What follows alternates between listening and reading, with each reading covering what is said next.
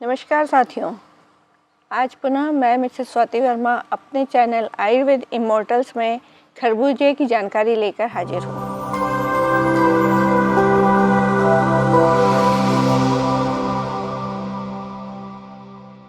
आइए बात करते हैं इसके विभिन्न नामों की। तो विभिन्न नामों में यह संस्कृत में मधुफल कहलाता है, इंग्लिश में मस्कमेलन और इसका जो बॉटनिकल नेम है कोकोमिस मेलो। यह जो है कुकुरबिटेसी फैमिली को बिलोंग करता है और इसका जो एक और अन्य नाम है वो दशांगुल है। पुराणों में लिखा गया है कि जब भगवान विष्णु आराम कर रहे थे तब उन्होंने इस फल को पूरे आदर के साथ अपने दोनों हाथों में धारण किया था, इसीलिए तब इसका नाम दशांगुल पड़ा। उत्पत्ति की बात की जाए तो भारत के सभी स्थानों पर यह पाया जाता है, विशेषकर जो रेतीले स्थान होते हैं और नदियों के किनारे रहते हैं वहाँ यह लगाया जाता है। यह ग्रीष्म ऋतु का फल है और बेल के रूप में रहता है। अब इसके गुणधर्म की बात की जाए तो गुणधर्म में यह मीठा, शीतल, सम शीत वाला, थोड़ा अम्लीय, रुचिकर, कोशिकाओं को शुद्ध करने वाला, स्निग्ध, पित्त और वात दोनों को नाश करने वाला, यकृत के लिए लाभकारी, नए रक्त का निर्माण करता है, पीलिया में आराम देता है, गुर्दे के कार्यों को सुचारू करता है, हृदय और मस्तिष्क को शांति प्रदान करता है और मूत्र के दोषों को दूर करता है। किसी भी फल की यदि हम खासियत यदि देख रहे हैं और उसके साथ साथ यदि कुछ नुकसान है तो उससे भी उतना ही ध्यान रखना आवश्यक है। तो पहले इसके हम लाभ की चर्चा करते हैं, उसके पश्चात नुकसान की। तो इसके इलाज के रूप में जो उपयोग होता है वह मलबद्धता के दूर करने के लिए, यानी गर्मियों में जनरली पानी की कमी आ जाती है जिससे कि आंतों में मल सूखने लगता है। तो उस मल को आंतों से दूर करने के लिए प्रतिदिन यदि हम खरबूजे में सेंधा नमक और काली मिर्च मिलाकर सेवन करेंगे तो यह मलबद्धता दूर होगी। यदि त्वचा पर कहीं झाई है तो उस झाई को दूर करने के लिए फल के पल्प को उस झाई वाले स्थान पर लगाते हैं तो उसमें निखार आता है। खरबूजे का शरबत, इसे कद्दूकस कर लेते हैं और कांच के पात्र में भरकर अंदाजे से शक्कर मिला देते हैं, फिर थोड़ा सा नींबू निचोड़कर उस शरबत को रख लेते हैं। जब हम शाम के समय इसका उपयोग करते हैं तो यह कोष्ठबद्धता, हिस्टीरिया, गॉल ब्लैडर की पत्थरी, इन सभी में लाभकारी है तथा यूरिन को प्रॉपर क्लियर करता है और आमाशय से संबंधित जो विकार है वो दूर करता है।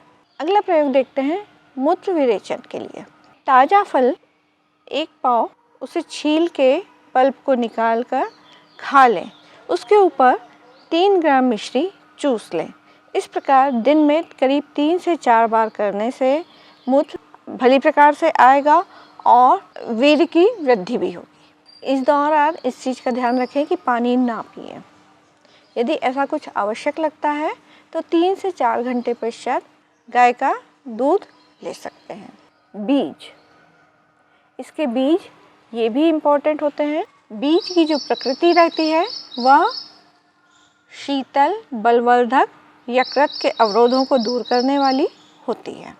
इसके प्रयोगों की बात करें तो सुजाक यानी गोनेरिया के लिए इसके बीजों को पानी में पीस के छान लें, फिर उसमें करीब 10 से 15 बूंद चंदन तेल मिला लें और फिर सेवन करें।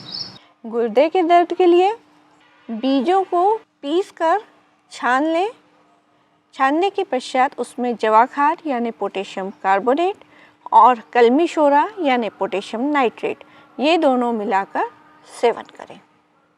बच्चों को यदि बार बार यूरिन आता हो उसके लिए बीजों को ठंडाई के साथ पीस कर छान लें और फिर चंद्र प्रभावती के साथ दें। लू लगने पर बीजों को पीसकर सिर पर लेप करें और ठंडाई के साथ शरबत बनाकर पिलाएं। शारीरिक सौंदर्य बढ़ाने के लिए बीजों को पीसकर उसका लेप लगाने से त्वचा में कांति आती है। अब बात करते हैं फल। ये जो फल है उसके छिलके का उपयोग हम किस तरह से कर सकते हैं। छिलके को सुखाकर महीन पीसकर उसमें थोड़ा तेल और पानी मिलाकर उपटन के रूप में यदि हम प्रयोग करते हैं तो त्वचा पर कांति आती है और जो झाई है वह दूर होती है।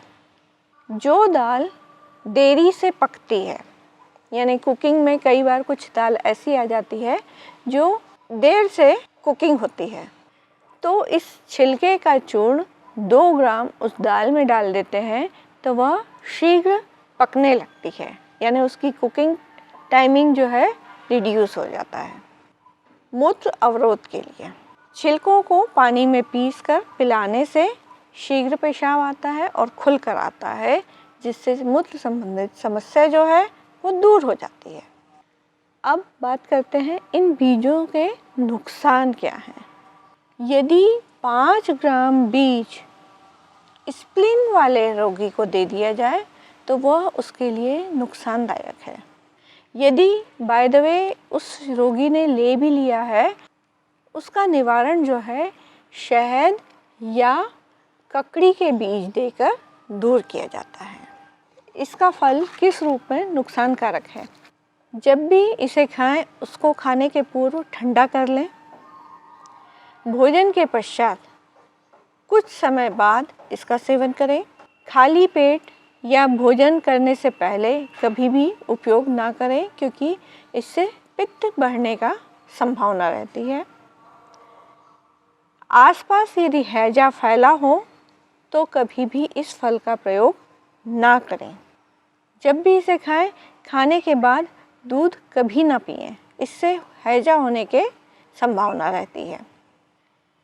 यदि उचित मात्रा में हम इस फल को खाते हैं और उसके बाद 1 गिलास शक्कर का शरबत बनाकर पी लेते हैं तो यह पाचन के लिए बहुत ही उपयोगी है। एक्जिमा से पीड़ित व्यक्तियों के लिए यह बहुत ही अहितकर है, इसलिए ऐसे व्यक्ति इस फल से दूर रहें। कैसी लगी आपको ये सारी जानकारियाँ? उपयोगी लग रही हैं?